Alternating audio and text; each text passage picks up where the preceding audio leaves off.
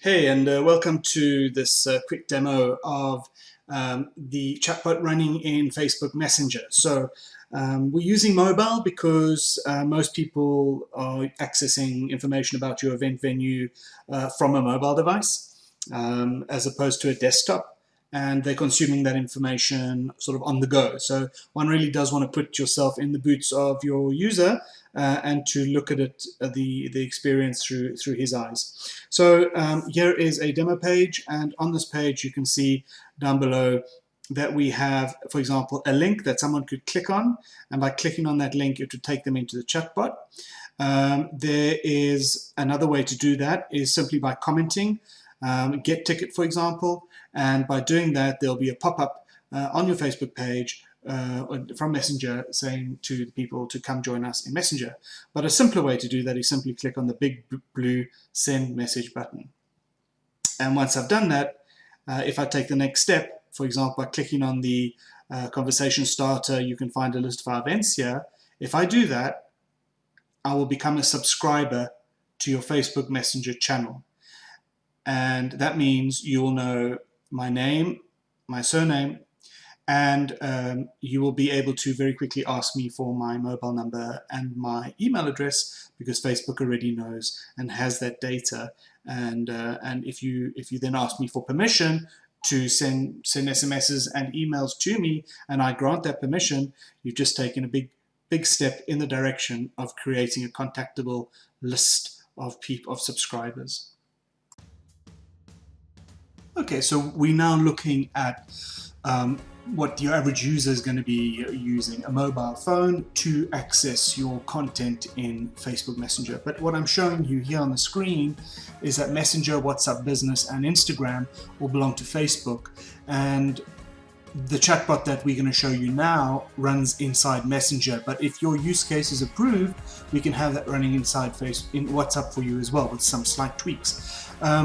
And very shortly Instagram will be joining the mix. So a chatbot running in all three of those. These are three apps which your users are using on a regular basis, nothing new to download. Let's jump right in. So you'll see that I am showing you the demo for today, and I've started off with what's called a conversation starter, and straight away it's proposing that I have a look at what events we have coming up. So I've clicked on that button. And straight away we can see there's two events and it's sort of a gallery that we've slided across. And I can see one is from Wednesday to Friday at a starting time and in a venue called Room 1.6, and there's a bit of a description. So let's find out more about that event. And you can see there's more info coming up about that event.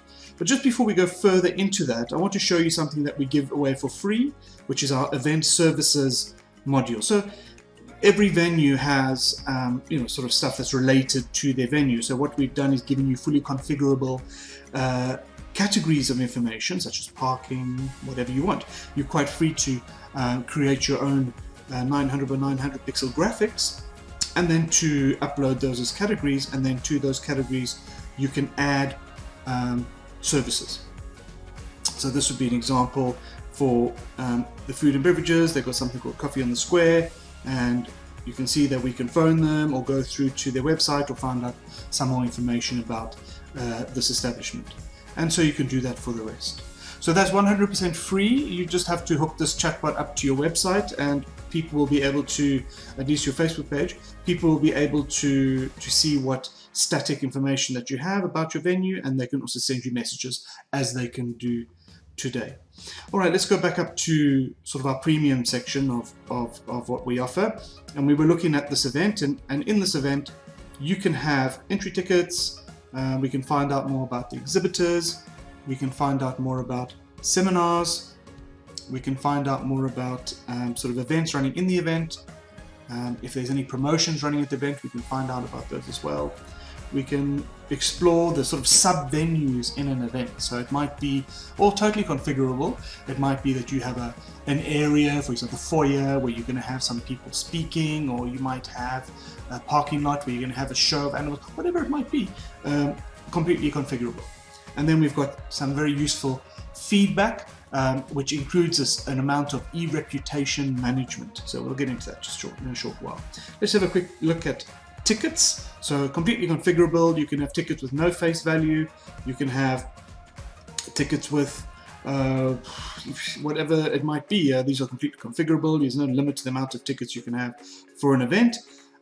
Payment for these tickets goes through to PayPal or to Stripe, which goes directly into your bank account. So there's no,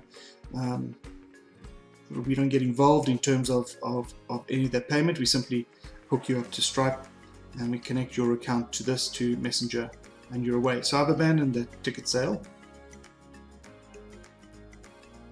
And I've clicked on the See Events button again, and I've come down to look at this event. I'm going to click on the More Info button. Okay, so you'll see at this event we have exhibitors and seminars and events and promos and event venues and feedback. So let's have a look at what categories of exhibitors we have. And you can see we've got vineyards and cooperatives. I want to see how many, or what vineyards do I have exhibiting. And you can see we have Seven Sisters or the Aldering Vineyards, and I can go through their Facebook page, I can connect with them, I can maybe go through to their own chatbot and actually become a subscriber to their chatbot, or I can simply look at the information. Scrolling back up, I'm going to slide along to see what seminars are taking place. So I simply want to see a list of all the seminars, and there you go. Here's some seminars which are coming up, and I can also look at venues to find out which seminars are happening in venues. So there you go, which seminars or which venues are having seminars. Well, there you go. So I've got some there where we're hosting seminars, and let's have a look at this one here in the Speaker's Corner. And there we've got that seminar happening in Speaker's Corner. So very many ways to get to the same information with your fingertips. No running around a website. So sometimes you might have some music in an event, so let's have a look at that. What event inside an event could you be running? And we've got Ed the Busker. He's from Wednesday to Sunday, from 10 o'clock. So that would be an event within the event itself. And then we have promotions. During the course of the event, you might have exhibitors or seminars saying, hey, you can get minus 50% off something for this while we are here. All you need to do is come to our stand. So the advantage of that is any person who has accessed this Messenger channel has instant access to that promotion free of charge. So a lot of advertising exposure, or that you can offer exhibitors for no extra charge. And let me just go straight up there. And the last one I want to show you is, well, it's actually not the last one, second last one. We've got a listing of all the sub venues then in the park, and you can see that for each sub venue I have a list of seminars and exhibitions which are taking place there. So in Hall C, I can see I've got events. So the system has picked up that there's events and exhibitors at this venue. So I'll just have a look at my exhibitors in Hall C. And there you go, that's my exhibitor in Hall C. Alright, so the last one I want to show you has to do with e-reputation management and feedback. So let's have a look at that. So this is taking a survey. So there's ways to trigger the survey appears automatically. So for example, 6 hours after they visited the park or after their last interaction, we could prompt them for a survey. This is a survey related to the event. Okay, so here we've asked them if they'd like to take a survey. They can say yes, okay, for example. First thing we're going to find out is, would you recommend this event to your friends or not? So let's just assume they say yes. And we will ask, would you like to give it 4 stars or 3 or 5 stars? If it was no, we would have asked sort of 1, 2, or 3 stars. But that's not the case here. So if it's 4 or 5 stars, I'm going to give it 5 stars. I really enjoyed that event. And now I'm going to be prompted to input some detail, maybe a little review. And the thing is that review will be recorded, and they'll be asked to copy and paste it later to Facebook, to Google Reviews, and to TripAdvisor.